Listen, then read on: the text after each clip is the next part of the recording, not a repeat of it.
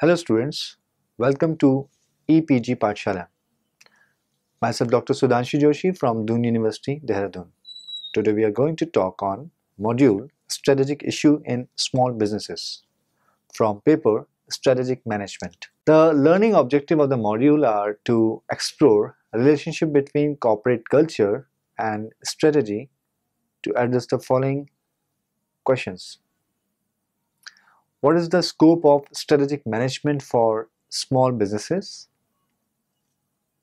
To know the impact of strategic planning on competitiveness of small businesses, small business planning and strategies for sustainable growth. The importance of SMEs in recent times to world economy is well recognized. SMEs or MSEs make up of large business sectors in which every world economy is the part, and government around the globe are increasingly promoting and supporting SMEs growth as part of their overall national development strategy.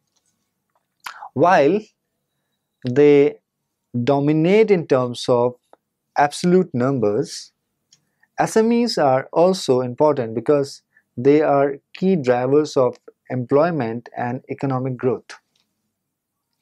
SMEs accounts for a significant proportion of economic activities in India's urban and rural areas, generating over 70% of all new jobs annually, as per ESCOM's report 2012. The role of SMEs is not only limited to economic growth of the nation, besides, it is also in terms of employment creation, income generation, economic diversification, etc. The SMEs form one of the fastest growing and most dynamic sectors in Indian economy. There are estimated to be the growing at an annual rate of 10% even in the last years. The export subsector contribute to the growth index substantially. A small business has a choice of two goals. First, to increase growth but stay small or grow into a larger business. Potential of SMEs. Among developing countries, SMEs address substantial growth. Their growth can be determined by, first, their ability to integrate with global economy through trade and investments. Second, their capability to maintain sustainable government finances and sound money. And third, ability to put in place an institutional environment in which contracts can be enforced and property rights can be established. As globalization proceeds, transition and developing countries and their enterprises face major challenges for strengthening their human and institutional capabilities to take advantages of trade and investment opportunities. While governments make policies in trade and investment areas, it is to enterprise that trade and investment. Therefore, supply-side bottlenecks in the trade and investment areas and government development partners and the private sectors itself addresses these constraints have direct implications on the economic growth potential of transition and development countries. SMEs play a key role in transition and development countries. These firms typically account for more than 90% of all firms outside the agriculture sector, constitute a major source of employment and generation significant export earning. As such, small and medium enterprises development emerge as the key instrument in poverty reduction efforts.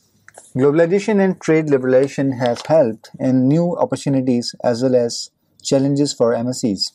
Presently, only a small part of MSE's sector is able to identify and exploit these opportunities and deal with the challenges. The majority of MSEs in developing and transition countries, however, has been less able or unable to exploit the benefits of globalization.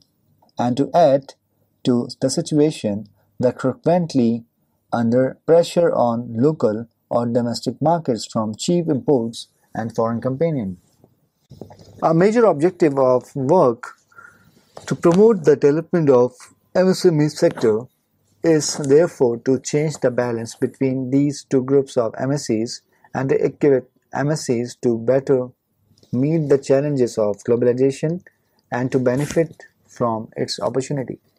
MSEs, due to its size, are particularly constrained by non-competitive real exchange rates, limited access to finance, cumbersome bureaucracy procedures in setting up, operation, and growing in a business, poor state of infrastructure, and lack of effective institutional structures. The removal of these constraints are highly required to provide support to MSEs. That is, an enabling environment for MSEs development consisting of functioning macro level institution. Performance and its effectiveness in small businesses. Across world, small businesses struggled with business constraints, especially finance, market, and human management. Table first exhibits the types of constraints and their efforts. Finance, business constraint faced by MSEs. Finance as a constraint in terms of growth, especially external growth, required additional capital investment, which is somehow difficult to manage for small firms. Market as a constraint. Growth can be achieved to the extent that the size of the market permits. If a business grows faster than the increase in the size of the market, it is likely to face failure. Human resource management problem. As a firm grows, management can become detached and lose the personal touch with the employees and the customers. Without prior systems and processes, motivation and morale can suffer, resulting in inefficiency. Small business performance comprises of three specific areas, including financial performance, that is profits, return on assets, return on investments, etc. Product market performance, including sales, market share, etc. And shareholders return, which includes total shareholder returns, economic value added, etc. And subsequently, business outcomes includes qualified labors, commitment of employees, job satisfaction of employees, new product service development capability, product and service quality, customer satisfaction, sales growth, market share growth, return on sales, return on assets, overall productivity and profitability. Whole organization system is composed of 5 overlapped subsystems, including strategic, technological, human culture, structural, and managerial.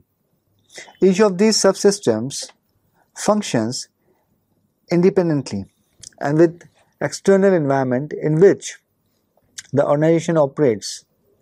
These subsystems work as a collective, informing the actions and behavior of the whole organization.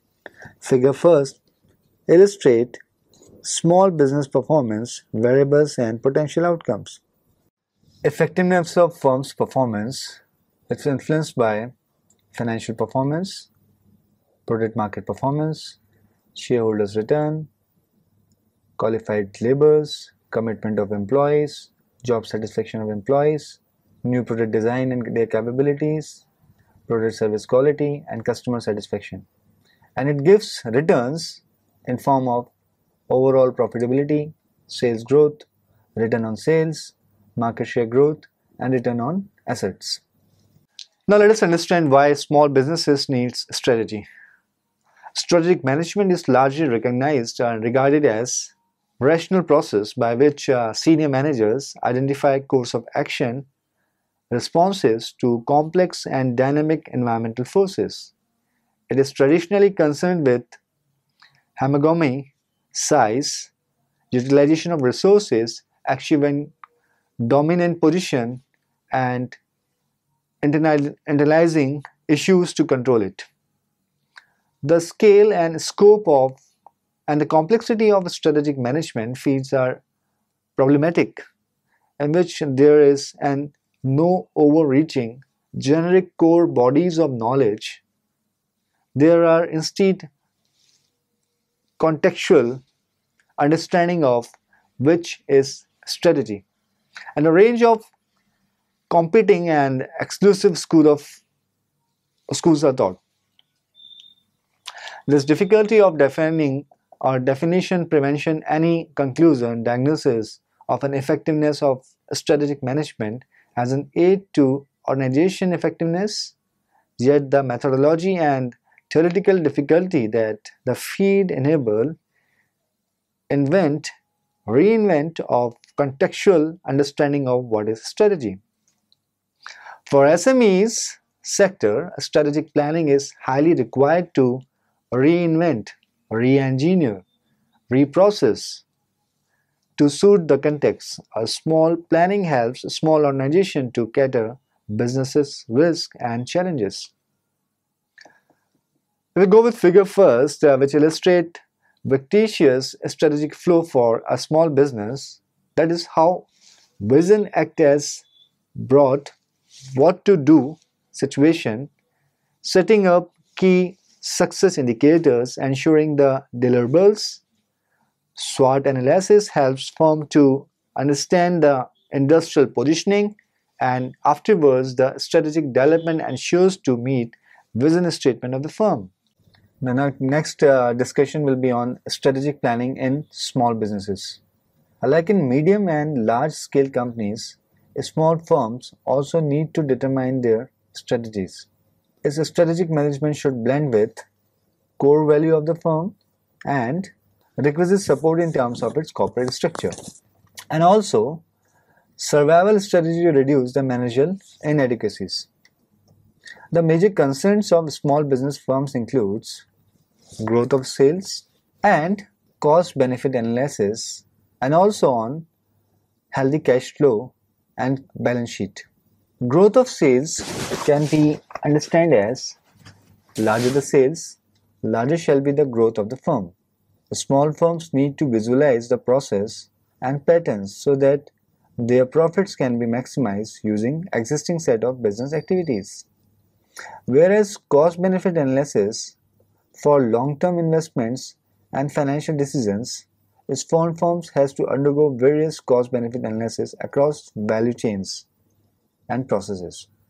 Healthy balance sheet and cash inflows gear up the operations to the income statements. While ignoring the balance sheet is not good for the firm.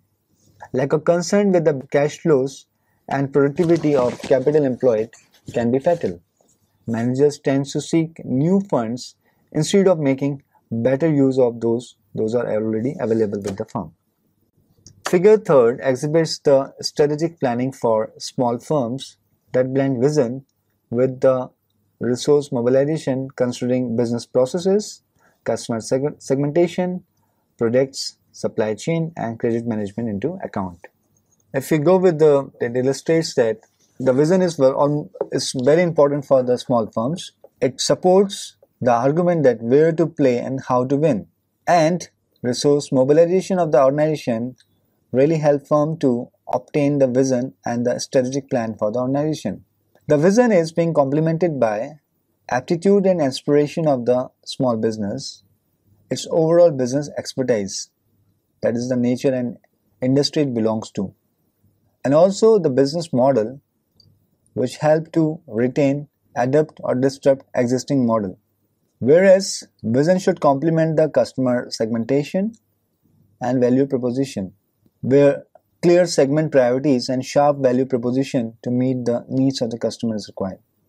Where to play and how to play is important, which in terms of product can be understood, and the product should be focused upon either core and auxiliary products, integrated packaging and solution based on the segment needs, and complemented by distribution as the role of digital versus the physical way of communication and distribution for different segments of the market.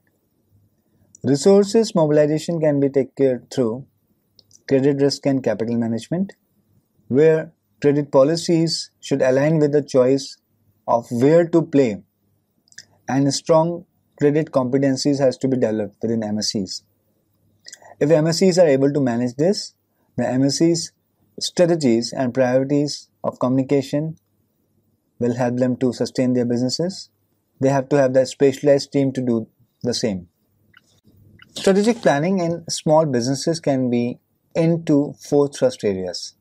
First, to empirically confirm the presence or absence of strategic planning in small firms, to provide empirical evidence of the value of strategic planning, to examine directly or indirectly appropriateness of specific features of the planned process.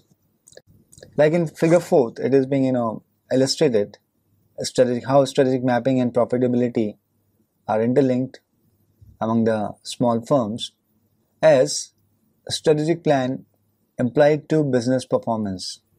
In accordance with the leadership of the firm, with the right leadership, business performance goes up and it increases the profitability, and it pushes the leadership to go for the next level of objectives towards the vision of the company. Profitability certainly leads to more endorsement of the resources and appropriation of the strategic tools, and that's how firms are able to meet the vision and mission of themselves. Figure 14 illustrates the relationship between strategic mapping and profitability. Although a causal link between planning and success has not been established, the source favor strategic planning as a tool to build success for small businesses. Additionally, there is a little consensus on what constitutes effective planning for small businesses. Scope of strategic management in small businesses. Various strategic models and frameworks support small businesses based planning and implementations. The major strategic models are listed in table 2. Henderson in 1991 has gave the strategic small businesses, which incorporate strategic plan built on an organization unique purpose. Whereas Hayden in 1996 has offered a useful model for existing and examining the various schools of strategic planning. He cited 3 general planning paradigms. Whereas Porter and Pankaj Gehramawat in 1991 has put it like this, that competitive advantage and profit profiling of the market is the main mean to recognize and establish distinguishedness among the small businesses. Key elements of MSE's strategies. The key elements of MSE's strategies are mentioned in table 3. Table 3, key elements of SMEs or MSE's strategies. The 10 elements are differentiated in terms of strategic planning, execution and alignment, performance and reporting. Under strategic planning, the first element is broad view of sustainability, which incorporates understanding the key sustainability drivers, risk and opportunities for the organization. As important as they are, one has to remember to go beyond the environmental issues, finding innovative ways in which the organization can be a good corporate citizen to benefit its employees, customers and suppliers, and also to get better yield in the business. The second component which comes under strategy and planning is defining in details what sustainability means to the business, with a clear definition to which everyone in the company can refer, and clear success measures any efforts to investment to sustainability or change business practices will focus on the right goal. Third component is engaging all stakeholders, which includes talk to customers, suppliers, investors, employees about sustainability so that their voice can be heard in the debate, and a strategy can be developed which will able to address all their needs, including them, and get as much as their weight behind the strategy as possible. Now let us talk about the Second ingredient is execution and alignment. It includes component called remembering that you are not alone. National, international, and industrial-wide initiatives exist that help businesses become more sustainable. Engaging with these organizations, tap into their knowledge and experience. This way, implementing a sustainable strategy will be quicker and easier. Also, it includes one more element, that is establishing responsibility and communicate widely. The delivery of any strategy is more successful if an organization know who is in charge of it, have senior management drive the policies, appoint sustainability champions, and communicate the importance of sustainability on every level of the company. Next element is take it step by step. Becoming more sustainable is usually a process of evolution, not revolution. By making small changes, now a company can affect significant change in the future. Last but not the least, performance and reporting influenced by the elements, and the elements includes tie sustainability to profit. Becoming more sustainable often means being more effective and efficient. Resource efficiency, for instance, benefits the environment and reduces the cost of running a business. Make the link between consuming less water and electricity or producing less waste and improving profits clear within your business.